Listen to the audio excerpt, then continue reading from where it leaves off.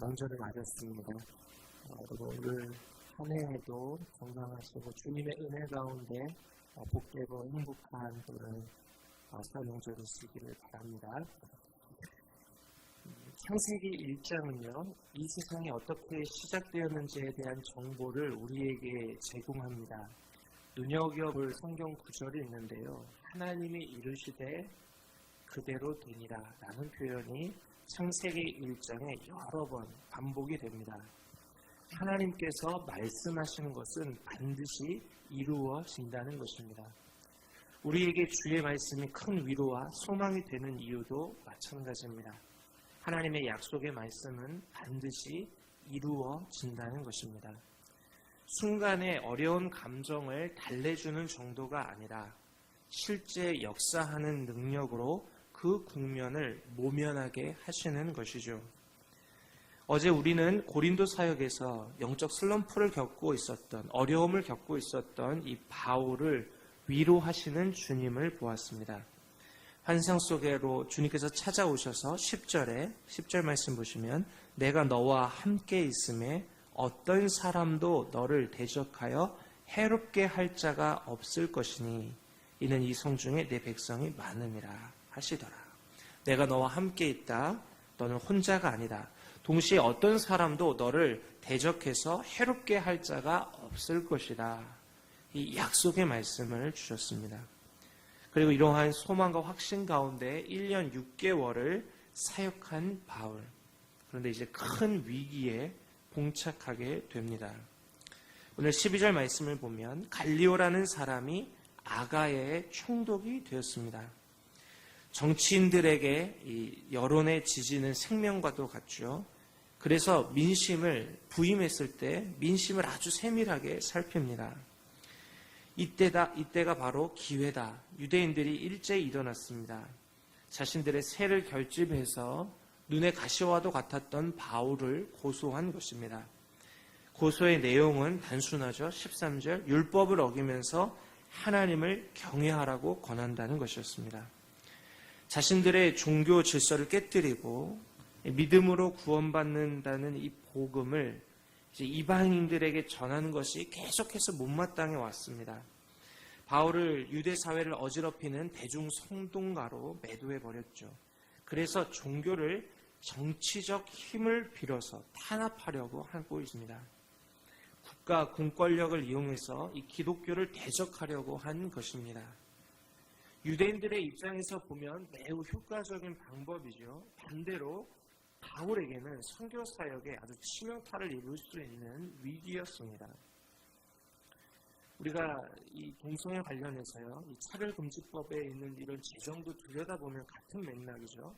동성애 관련 이 독소 조항을 포함하고 있는 차별금지법이 통과됐다. 이 교회는 동성애를 죄라고 말할 수가 없게 되고요. 성경이 말씀하는 말을 전할 수 없게 됩니다. 나아가 기독교는 이 성경의 절대성, 예수 그리스도의 유일성까지도 지킬 수 없는 상황이 됩니다.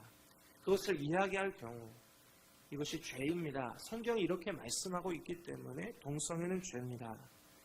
아니면 오직 예수 그리스도를 통해서만이 구원을 받습니다.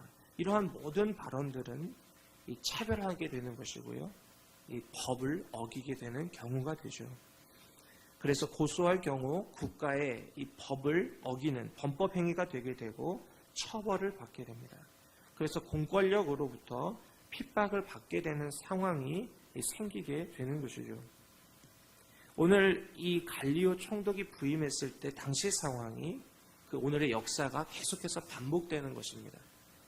이 정치적 힘을 빌어서 이 믿는 바를, 종교를 탄압하려고 하는 일이죠. 이러한 고소에 맞서서 이제 바울이 변론하고자 했습니다. 그런데 재미난 일이 벌어집니다. 총독 갈리오가 먼저 나서서 바울이 말하기도 전에, 입을 떼기도 전에 유대인들의 고소를 기각해 버립니다. 14절 중반을 보시면 갈리오가 유대인들에게 이르되 너희 유대인들아 만일 이것이 무슨 부정한 일이나 불량한 행동이었으면 내가 너희 말을 들어주는 것이 옳거니와 15절 만일 문제가 언어와 명칭과 너희 법에 관한 것이면 너희가 스스로 처리하라. 나는 이러한 일에 재판장 되기를 원하지 아니하노라. 총독 갈리오는요, 이런 유대인들의 고소를 보고 이 의도를 대번에 파악했던 것 같습니다. 이건 종교적 사안이구나, 유대교 내 분쟁이구나, 어떤 이해관계 속에서 나오는 억지구나. 굳이 내가 이것을 발을 담그면 안 되겠다. 이 사안이 사회 공공질서를 파괴하고 믿음의 양속을 해치면 반대라고 여기지 않는 것입니다. 로마법에 특별히 저촉되는 사안이 아니라고 지시를 합니다. 스스로 처리하라 주장을 해요. 유대인들이 이 같은 결정에 몹시 화가 나죠. 얼마나 격분했던지 17절 보시면 회당장 소스데네를 잡아 법정 앞에서 때렸다고 합니다. 유대 사회에서 회당장은 대체로 사람들의 존경을 받는 인물이었거든요. 그런데 이 고소 사건을 주도했던 회당장 소스데네가 바울에 대한 유죄 판결을 받아내지 못하자 분풀이를 하는 것입니다. 그런데 그 장소를 보십시오. 어디냐? 바로 법정 앞에서 그를 폭행을 합니다. 누구 보고 보라고 하는 겁니까? 총독 갈리오에게 보라는 것이죠. 우리는 유대인들의 감정을, 정서를, 그리고 이 사안이 얼마나 심각한 것인지를 보라는 것입니다. 다시 재고해 보라. 이 무언의 메시지, 이 메타 메시지라고 하는데요. 이 무언의 메시지를 보내는 것입니다. 그러자 17절, 모든 사람이 회당장 소스데네를 잡아 법정 앞에서 때리되 갈리오가 이 일을 상관하지 아니하니라. 상관하지 않았답니다. 굳이 내가 간섭하지 않겠다는 거죠. 그렇게 해도 나는 움직이지 않겠다. 최소 간섭주의로 대응을 해버립니다. 그리고 바울은 말할 기회도 없이 저절로 이런 문제가 해결이 돼 버리죠. 자유의 몸이 됩니다.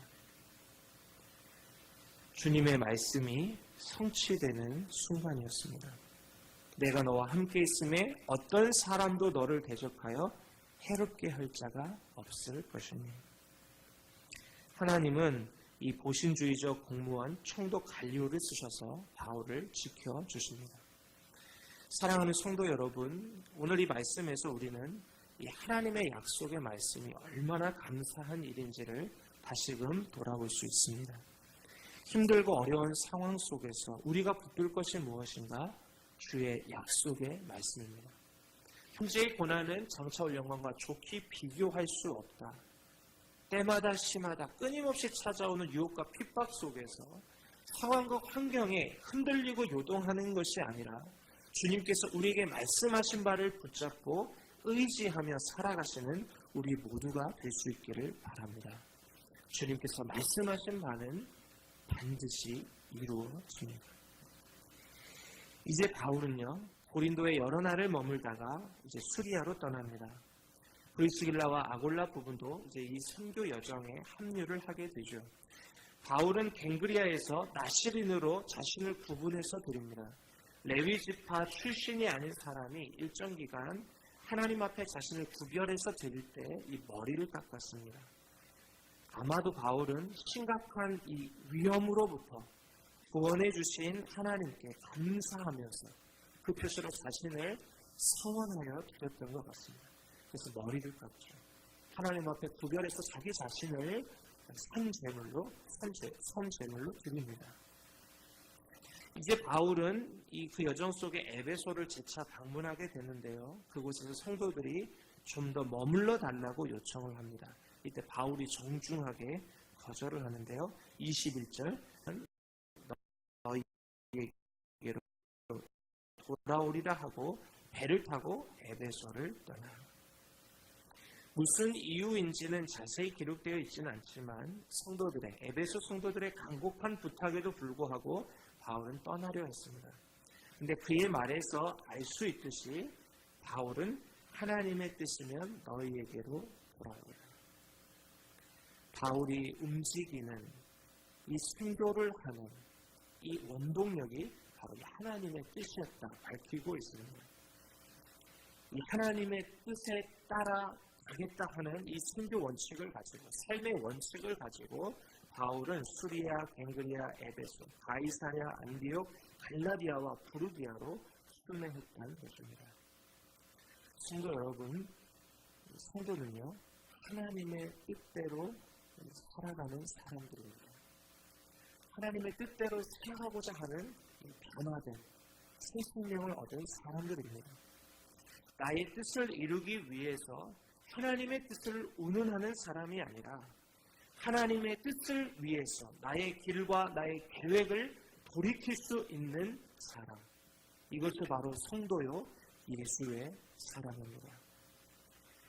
나의 뜻보다 하나님의 뜻을 앞세우고 주님의 뜻을 물으며 살아가는 성숙한 믿음의 성도 우리 모두가 될 수 있기를 예수님의 이름으로 축원합니다. 기도하겠습니다.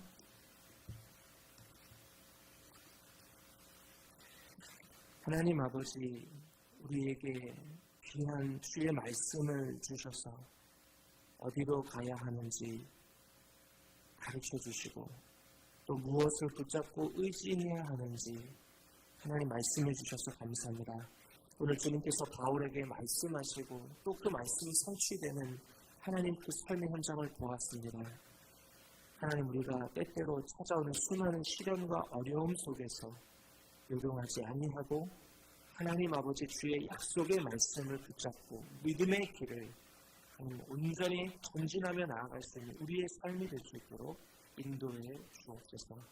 하나님의 뜻을 앞세워 그 삶의 계획을 세우고 그 길을 걸어갔던 바울처럼 하나님, 오늘도 우리는 주님의 뜻 앞에 주님의 뜻을 먼저 묻고 그것을 따라 우리의 삶의 여정을 수정하고 또 하나님 계획하며 나아갈 수 있는 복된 믿음의 성도들 될 수 있도록 인도해 주시기를 원합니다. 설 하나님 명절, 하나님 사랑하는 모든 성도를 위해 또 가족과의 만남 속에서 하나님 우리 은혜를 더해 주시고 오늘도 주님으로 인하여 기쁘고 감사하고 복된 한 날을 살아가는 우리 모두에게 하옵소서. 예수님의 이름으로 기도하옵나이다. 아멘. 지금은 우리 주 예수 그리스도의 은혜와 하나님의 사랑과 성령님의 격려하시고 우리 그리스도의 주님의 평강을 하는 모든 성도들 위해 정말 이 모든 함께 하시기를 굉장히 축원합니다.